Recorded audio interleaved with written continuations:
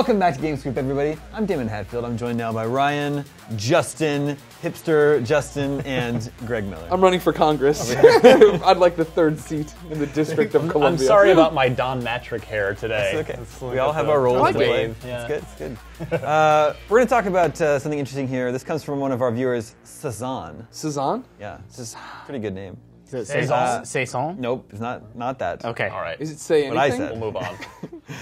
Cezanne says, I was thinking about system launches of the past couple of generations, and the games that came out were not memorable at all. Talking about launch games, right? Mm-hmm. So he says, my question is, are we getting excited this November for what we will consider garbage in 2 years?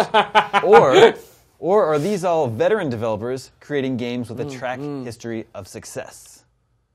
As usual, the truth lies somewhere in between. Right? Yeah. You don't remember that PS2 chestnut Fantavision? So I would say talk about Fantavision. for the major home consoles, I can't speak to Vita or 3DS as well, but I'd say the last killer app at a launch was Halo 1 for Xbox One. I don't think the 360, I don't think the PS3 had any games at launch, day one.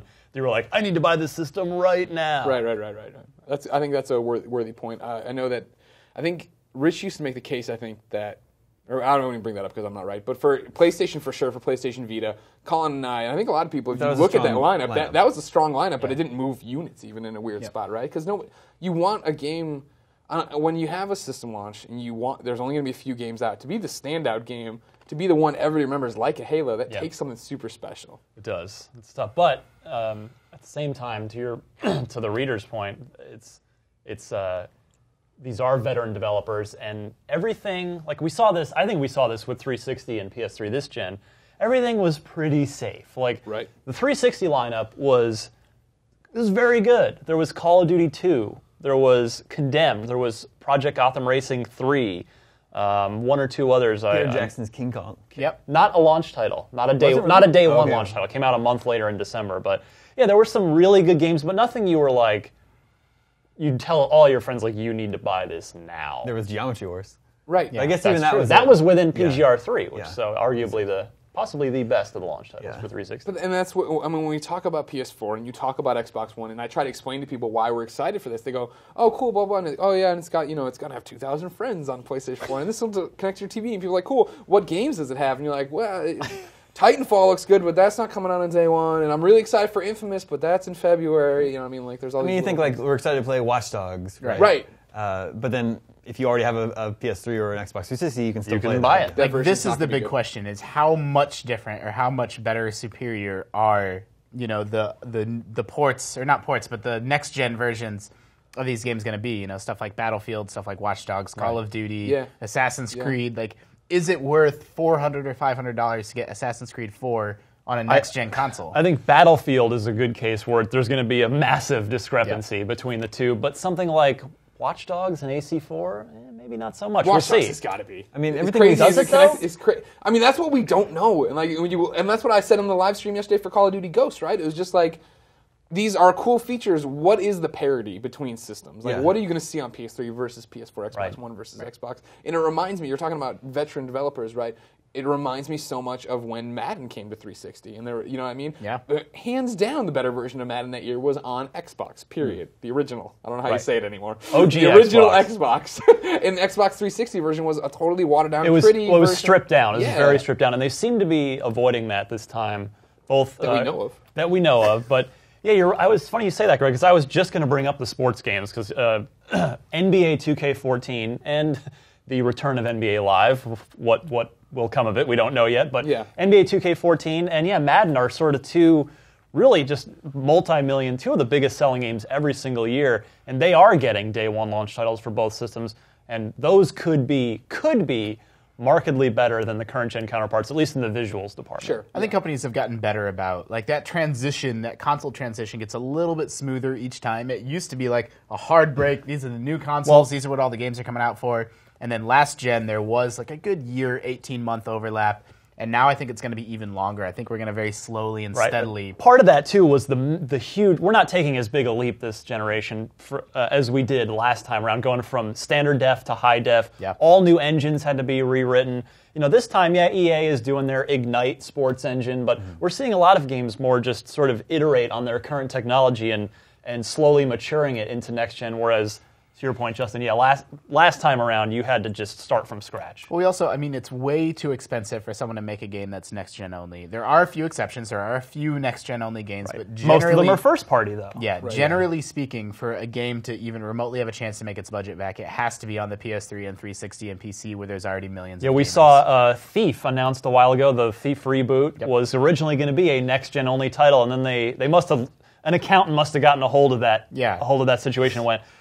That's gotta be someone at Square Enix. No, we better go ahead and put out current gen versions of this too. Even to that point, you think about when the latest Rayman was going to be a Wii U exclusive, right? And Same then thing. you were like, well, let's actually recoup some of the costs here and make this happen. And so I wouldn't be surprised if, so obviously Assassin's Creed 4 is both versions, but maybe even next year's version, that might also, you might still get a 360 PS3 version. I would bet on it, absolutely. Yeah. You see that. It takes a long time. It takes years even for developers to get comfortable with developing for these systems, right, and really learn how to get the most out of them. And that's why so many of these first-run launch games are like, okay, that's great at the time, but you don't look back and go, man, Resistance Fall of Man was the first-person shooter. Like, you know what I mean? Yeah. If you look at the best games of the generation, I don't know, games like BioShock, Uncharted, Mass Effect 2, like you don't see those at the beginning. At the launch. I mean, but like, what if they could, right? Like, what if they did it? I know.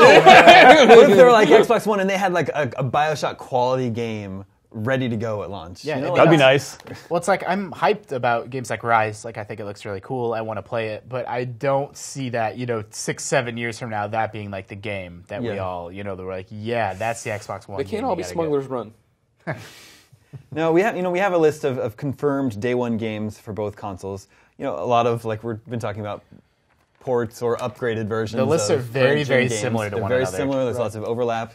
PS4 has a few more exclusives like Killzone Shadowfall, Knack. Boom! Knack! System seller. Mark Cerny's back, bitches. What is that? You got Rise, you got Dead Rising 3, you got Forza. So it's Is Dead Rising 3 a launch? Yeah, it is. Ooh, good. It's Okay. Justifying my purchase of an Xbox One. And actually, that is probably number one on my list right now. So what are we, Damon, are we going to go over what we're all actually planning on buying? We can. Okay. I'd like to know. I'm curious. Okay. I have my PS4 pre-ordered with Watch Dogs. Yeah. That's all I've got so far. Me too. I have a PS4 pre-order with Watch Dogs, the exact same deal, and I'm probably going to pick up Assassin's Creed 4 as well. I'm very... No, man. We were burned. I'm so on that franchise, but I just love pirates too much. I can't... You can know, sail around the seas and be a pirate and customize your pirate ship. I'm like, all right. I've been saying Assassin's Creed 4 is like...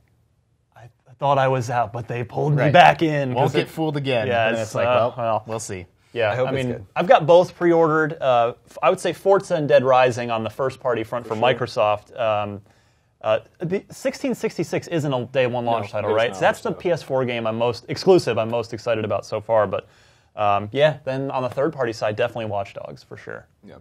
For me, I have them both pre-ordered. Now that I know it, Dead Rising it will be purchased right away. And on Watch PS4, Dogs for sure. DC Universe Online. DC. I mean, you want to talk about the greatest games of the generation, and it's I guess sure. this is finally the definitive launch title game you could buy. This is the BioShock. This is at the only launch. one you need to have. The greatest MMO of all time on theoretically the greatest system of all time with 2,000 friends and Vita integration. Yeah, so Cezanne asked if we're getting excited for maybe no reason. People were more excited about the potential that comes with a new console, right? Like you're going to have this thing for years and years. You're going to be playing so many great games over the next 5 to 10 years. Like that's what people are excited about. Not to sound like a crotchety old man, but gosh, guys, remember back in the day when there was a killer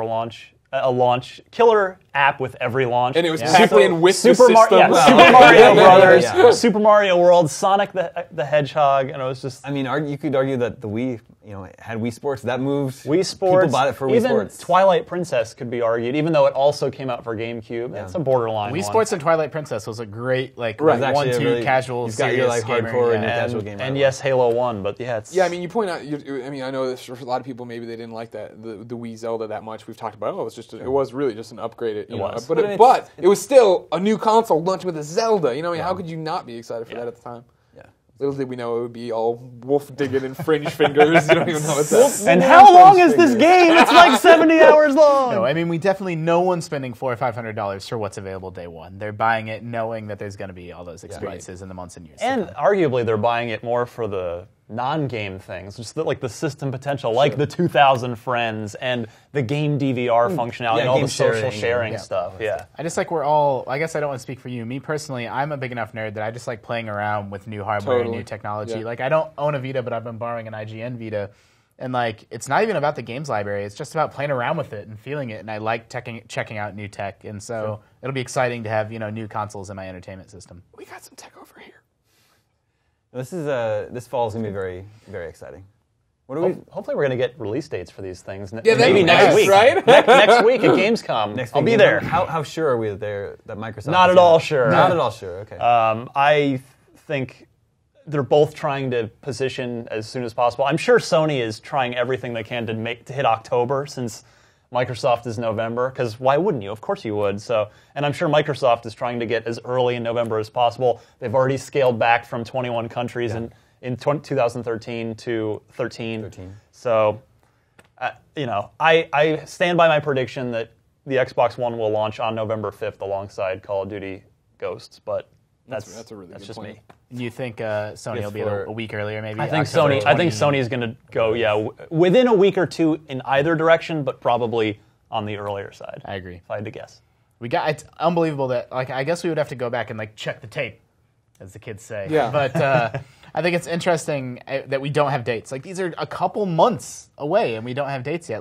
That's not normal. Didn't that happen with the Wii U though? Didn't they not give the date for Wii U till pretty late? This is what now my memory. That sounds familiar. My brain, my memory is that we usually get dates at E3, but that could totally not be the case. It just seems crazy that we're 2 months away and we don't have dates yet.